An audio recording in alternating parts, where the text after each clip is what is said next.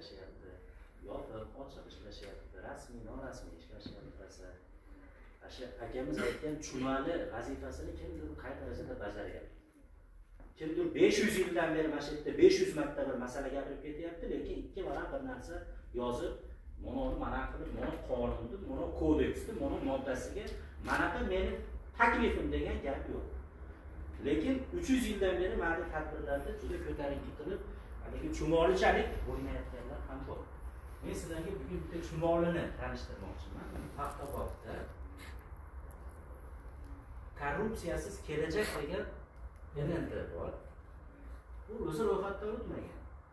Lekin tarmoqlarda sahifalar bor. Facebookda yaqindagina qo'ydi, mana salkam 20 mingta obunachisiga ega.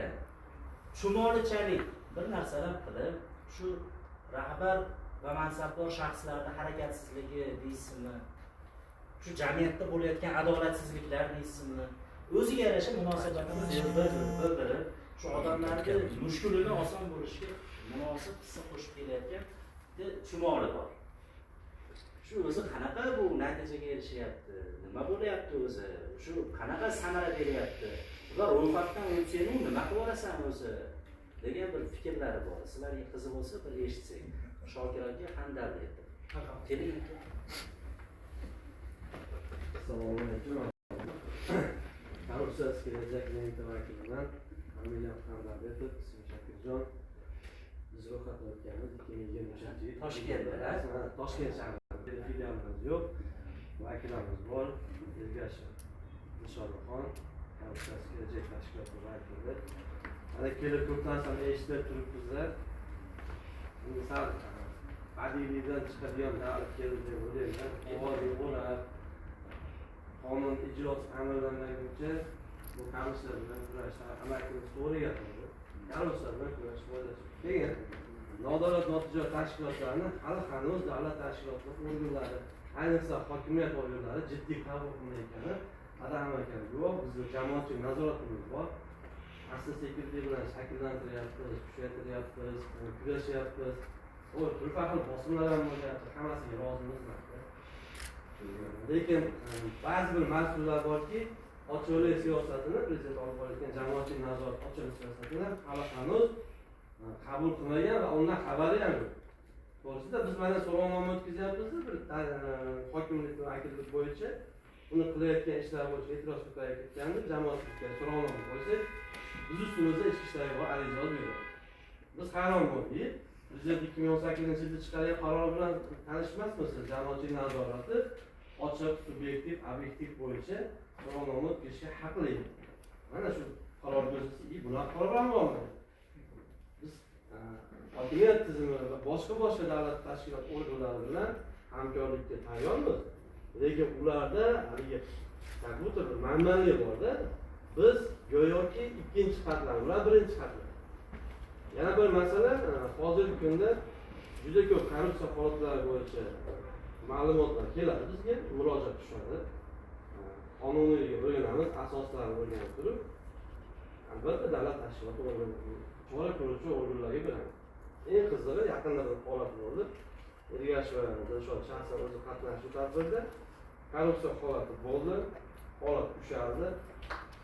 Lekin hozirgi kunda haligi korrupsiyaga aralashgan fuqaro shu ishni davom ettiradi, ishlayapti. Bu narsani hamma ko'radi. Biz ijtimoiy tarmoqda yo'q. Hozir bizga savol beryapti. Nima keragi bor? Xalqni korrupsiyaga qarshi kurashishlar chorlayapsizlar, xo'p, ushalyapti, fakt asos bilan hamma yo'q. Lekin bu ishlayapti.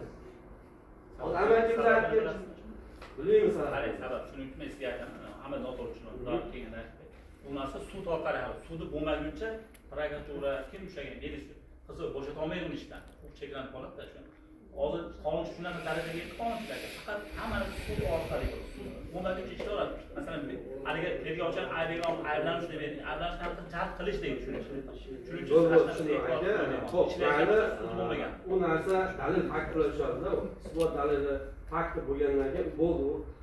Shu vatan uchun qoyil hisoblanishga. Ehtiyot chorasi bir taklif bor, misol uchun bilmadim, qanaqa qabul qilsa yo'q, biz misol uchun unaqa tadbir uyushib to'g'risi meni hammadan juda yaxshilik biladi. Meni toqatim yo'q, chunki sal keskinroq gapiryapman. bemalol shu bosqichga Xullas mana misol uchun qaraylik, tarixga nazar solaylik. Jamiyatda vatanni millat mustaqilligi uchun kurashganlarni xalq dushmani deb turib chiqarishdi. O'sha davrda millat uchun kurashganlarni bosqinchi deb chiqarishdi. Nima uchun endi korrupsiyaga qo'l urgan shaxsni xoin deb biz chiqara olmaymiz. Ana shundagina yo'qoladi, boshqa yo'q, boshqa iloji yo'q. Musodara qilasizmi uni qamoq. Unga tanlov bosmaguncha, tanlov urilmaguncha boshqa chorasi yo'q. Bu narsani taklifini ham kiritdik, prezident administratsiyasiga ham kiritdik. Balkim ular ko'rib chiqib bir ma'qullab qolar, yoki uni peshonasiga yoki obyektivkasiga xoin narsasi urilmaguncha foydasi yo'q. Nimaga shundagina yaqin kelajakka nazar solaylik? Ekstremistik biron bir soha bo'yicha qamalgan shaxsni, farzandini, yaqinlarini davlat tashqi organlariga ishga olmay yurdi-yu. Nimaga endi korrupsiyani yerda ham? Endi to'g'ri, bir shaxs sababchidir, lekin buni ham qo'llasa, bir metodika qilib qo'llasa, balki bir naf bo'ladi tez orada. Rahmat. Endi mana hali